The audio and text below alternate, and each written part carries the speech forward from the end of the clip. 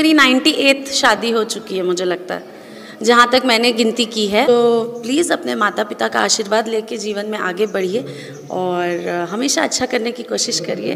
और भगवान ने सबके लिए लिखा है, सबके हिस्से में लिखा हुआ है, और जब आपके हिस्से की बारी आएगी तो आपको मिलेगा ज़रूर। हेलो दोस्तों, नमस्कार। तो आप लोग देख रहे हैं मोहित पाव न्यूज भोजपुरी। तो जी हाँ दोस्तों, आप लोगों ने देखा कि भोजपुरी के सुपरस्टार हीरोइन आम्रपाली दुबे से टुनटुन यादव और पूजा यादव के बारे में पूछा गया, तो क्या जवाब देते हुए नजर आती हैं। तो आप लोग को वीडियो कैसा लगा?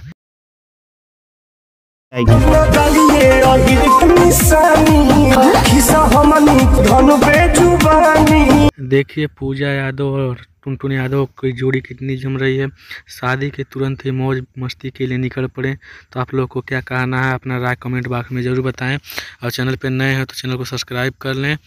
और अगर टुनटुन यादव और पूजा यादव के फैन हो तो चैनल को जरूर सब्सक्राइब करें, ताकि ऐसे लेटेस्ट वीडियो आप लोग तक मिलता रहे। और आम्रपाली जी का राय कैसा लगा आप लोग कमेंट बॉक्स में ज़रूर बताएं।